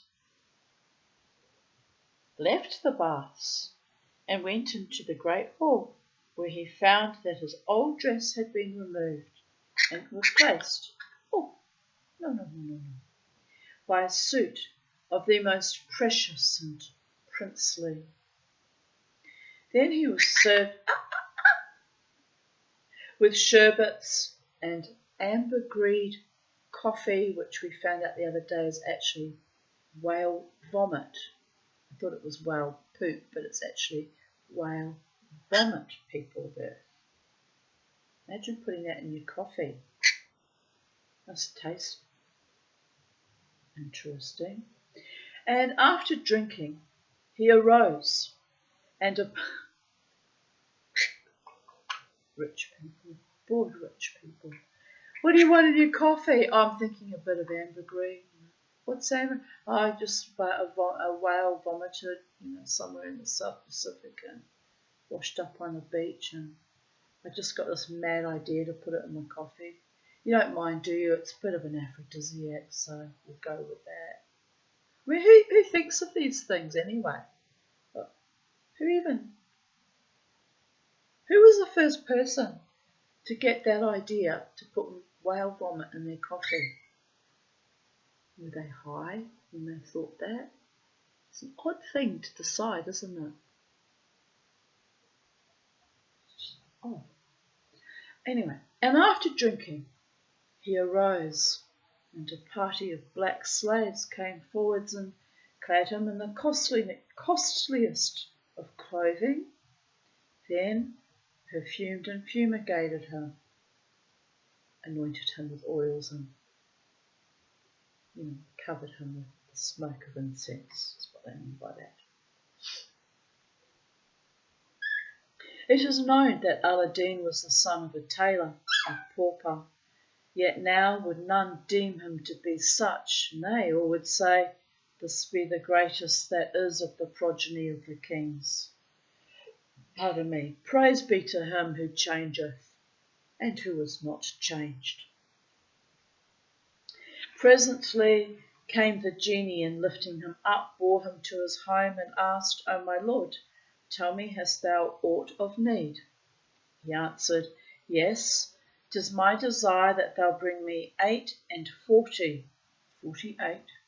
Mamelukes, of whom 24 shall forego me, and the rest follow me, the whole number with their war charges, and clothing and accoutrement, and all upon them, and their steeds must be of naught save of highest worth and the costliest, such as may not be found in treasuries of kings. Then fetch me a stallion fit for the riding of the Chosroes, and let his furniture, all thereof, be of gold crusted with the finest gems. Fetch me also 48,000 dinars, that each white slave may carry 1,000 gold pieces.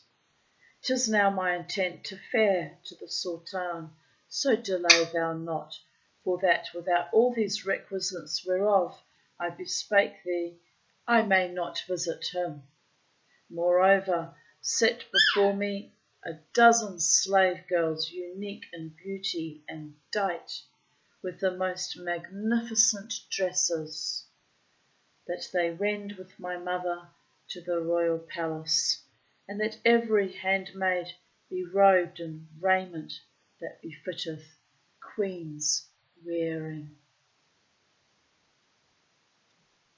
The slave replied, To hear is to obey, and disappearing for an eye twinkling, Uh-oh. Uh-oh, she's going to poo.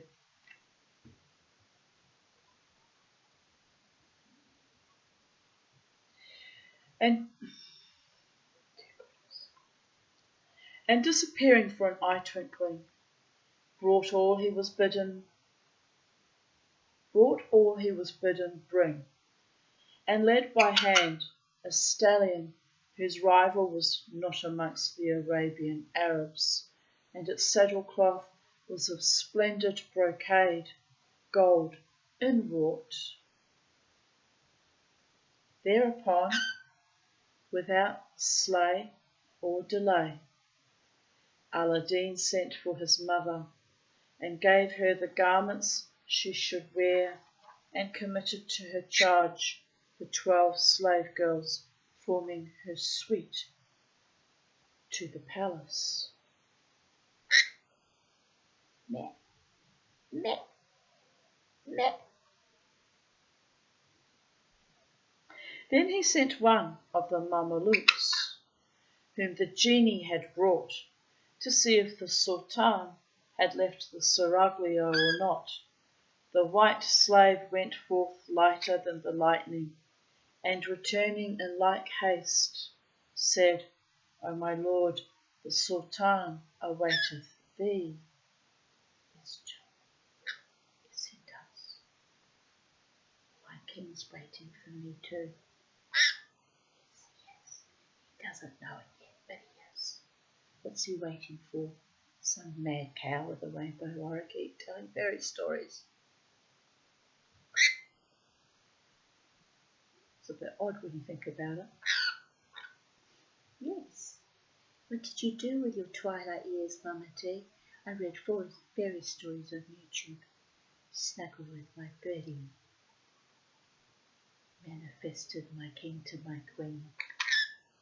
It's all a bit silly, isn't it? Other people are creating fortunes and I'm being a bum in the housing commission, reading stories and manifesting a beautiful man who truly, deeply loves me and chooses me by his own body, mind, spirit, and soul complex, emotions and intellect. Ah, small swallow.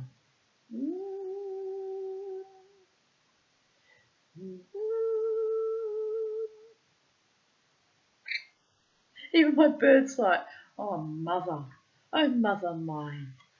Gone quite mad, mother mine. It's all good. It's not harming anyone. It's not harming anyone having that little psychedelic dreaming.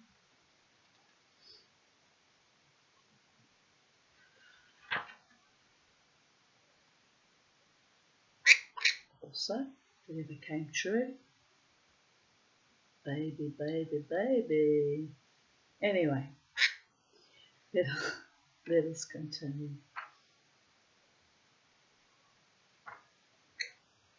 Thereupon, without stay or delay, Aladdin sent for his mother and gave her the garments she should wear, and committed to her charge the 12 slave girls forming her suite to the palace. Oh, we read that already. Then he sent one of the Mamelukes, whom the genie had brought, to see if the Sultan had left the seraglio or not. The white slave went forth. Oh yes, I read that. Dear goddess. O my lord, the Sultan awaiteth thee. Right, that's where we segue. Right. Back in the room, people of Earth. Back in the room. Hereat, all my pal talk friends just went hysterical, fell off their perch. Because I used to say that to them when I was in virtual rooms and I'd have to leave to go to the loo or whatever. I'd come back in the room. Anyway, they thought I was silly, but then they all copied me. So I wasn't so silly after all. Hereat, Aladdin arose and took horse, his Mamelukes riding a van and a rear of him, in front and behind. And they were such that all must cry, Lord to the Lord who created them, and clothed them with such beauty and loveliness. And they scattered gold amongst the crowd in front of their master, who surpassed them in all comeliness and seemly head. Nor needst thou ask concerning the sons of the kings. Praise be to the bountiful, the Almighty. Praise be to the bountiful, the eternal. All this was of the virtues of the wonderful lamp, which whoso possessed, him it gifted with fairest favour and finest figure, with wealth and with wisdom. The folk admired Aladdin's liberality and exceeding generosity, and all were distraught seeing his charms and elegance, his gravity and his good manners. They glorified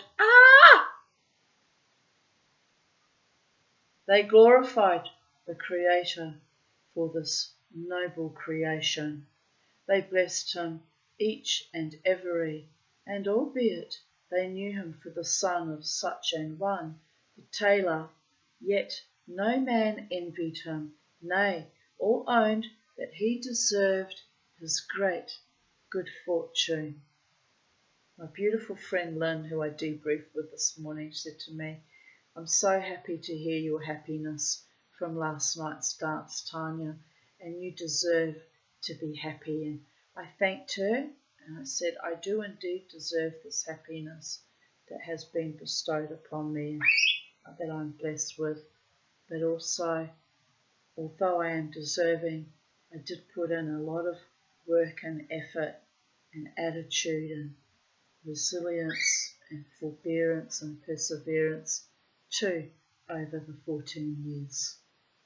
But it's just so wonderful to get to reap the rewards of all that love and intention and energy and vitality that I poured into other people over many, many years, at times to the point where I myself was rather depleted and unwell. But I'm older now and wiser and managing my energy better, although I'm a bit tired now, but 4 hours sleep last night and I've been talky and now reading all day, so of course I'm tired. It's fair play after a wonderful night and day. So, to my beloved ones.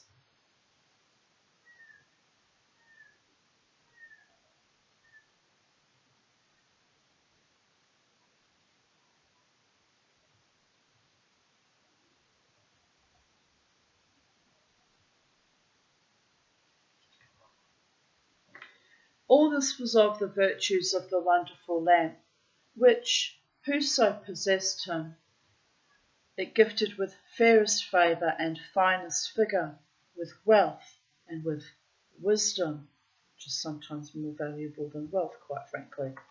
See also the COVID epoch, by the gods.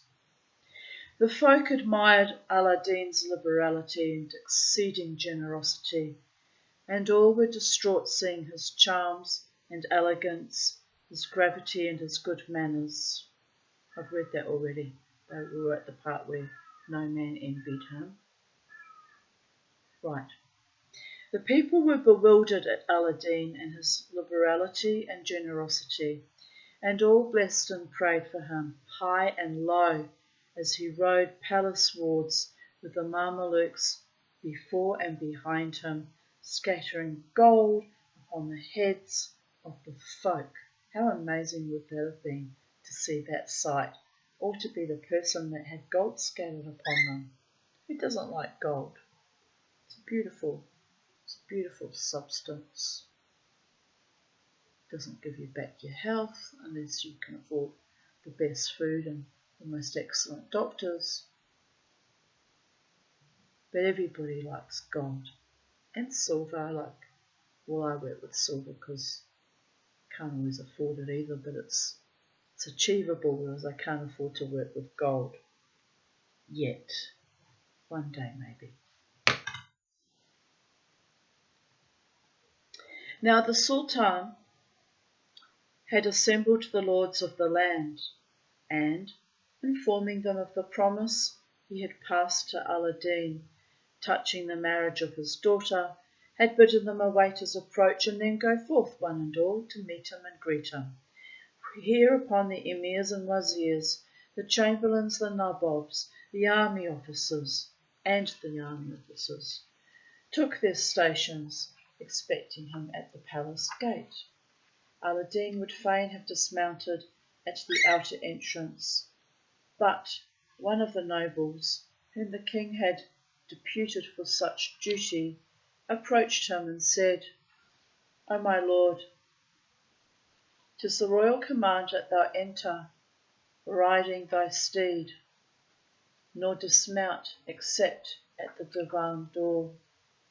I think I'm going to have to break this up into another video. I've got quite a bit left and I'm fading fast, people are there. We'll just finish, we'll just read a little bit longer. We're almost 2 hours in. Another 5 minutes and then I'll split us into the space-time continuum. Then they all forewent him in a body, and that means as one group, and not in someone's actual body, and conducted him to the appointed place, where they crowded about him, these to hold his stirrup and those supporting him on either side, whilst others took him by the hands and helped him dismount. After which all the emirs and nobles preceded him into the divan and led him close up to the royal throne. Thereupon the Sultan came down forthright from his seat of estate, and, forbidding him to buss the carpet, embraced, I think that means prostrate and kiss the floor, kind of in Arabic or Muslim tradition. Embraced and kissed and seated him at the right of and beside himself.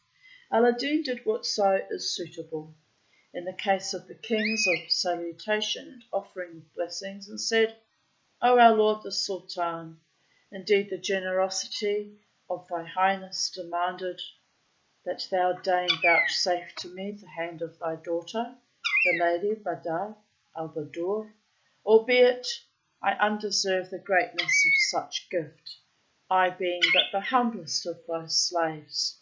I pray Allah grant thee prosperity and perpetuance. But in very sooth, O King, my tongue is helpless to thank thee for the fullness of the favour, passing all measure, which thou hast bestowed upon me. And I hope of thy highness that thou wilt give me a piece of ground fitted for a pavilion which shall besit thy daughter, the lady Badar al-Budur." The Sultan was struck with admiration when he saw Aladdin in his princely suit, and looked upon him and considered his beauty and loveliness, and noted the Mamelukes standing to serve him in their comeliness and seemly head.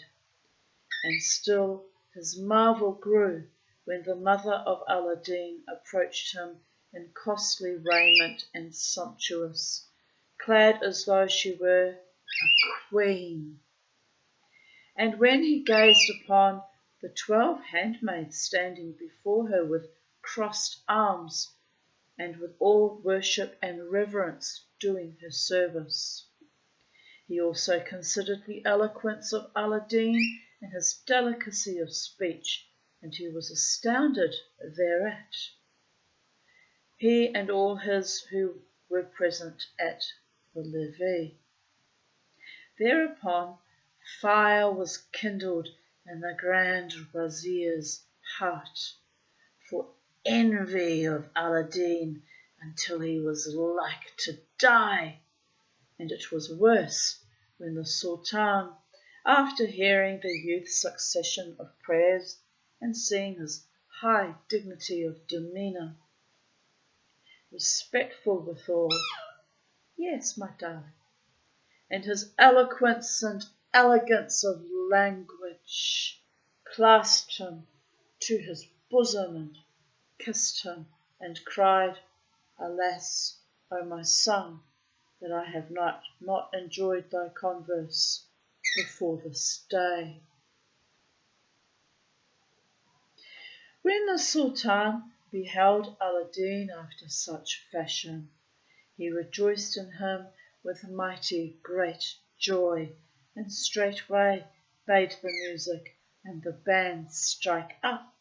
Then he arose, and taking the youth, led him into the palace, where supper had been prepared, and the eunuchs at once laid the tables. So the sovereign sat down, and seated his son-in-law on his right side, and the wazirs and high officials and lords of the land took places each according to his degree, whereupon the bands played, and a mighty fine marriage feast was dispread in the palace. The king now applied himself to making friendship with Aladdin, and conversed with the youth, who answered him with all courtesy and eloquence, as though he had been bred in the palaces of the kings, or he had lived with them his daily life. And the more the talk was prolonged between them, the more did the Sultan's pleasure and delight increase, hearing his son-in-law's readiness of reply, and his sweet flow of language. Kookaburra just caught a worm, Charlie. It's not so good for the worm, but very nice for the kookaburra. But after they had eaten, she's flying up on the tree to look at us. But after they had eaten and drunken, and the trays were removed, the king bade summon the qazis and witnesses, who presently attended, and knitted the knot, and wrote out the contract writ between Aladdin and the lady Badar al-Badur. And presently the bridegroom arose, and would have fared forth, when his father-in-law withheld him, and asked, "Whither away, O my child? The bride fates have begun, and the marriage is made, and the tie is tied, and the writ is written." He replied, "O my lord the king, 'tis my desire to edify for the lady Badar al-Badur a pavilion befitting her station and high degree, nor can I visit her before so doing. But, inshallah, the building shall be finished within the shortest time, by the utmost endeavour of thy slave, and by the kindly regard of thy highness. And although I do, yes indeed, long to enjoy the society of the lady Badar al-Badur, yet 'tis incumbent on me first to serve her, and it becometh to me to set about the work forthright."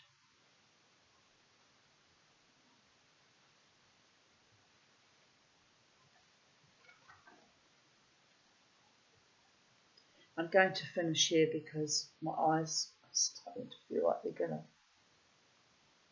dissolve into my head, and I've had a lovely time reading to you, don't get me wrong, I'm not complaining, but I have to honour my body's requirements for rest, and be gentle with myself. I have a tendency to overdo things, and it's rather strange and silly at this late stage of phase, quite frankly, to be pushing this hard for whatever purposes the gods ask of me, but be gentle with me. And have a beautiful day wherever you are in the space-time continuum on planet Earth, and stay wild, stay free, stay in love with each other, and be good and kind, and noble as a pauper made into son-in-law of a sultan or a king, and keep thy full agreements and thy word and own integrity and thine honour, and in your own heart, mind, body and soul, you too shall be king and queen of your own destiny, my darlings.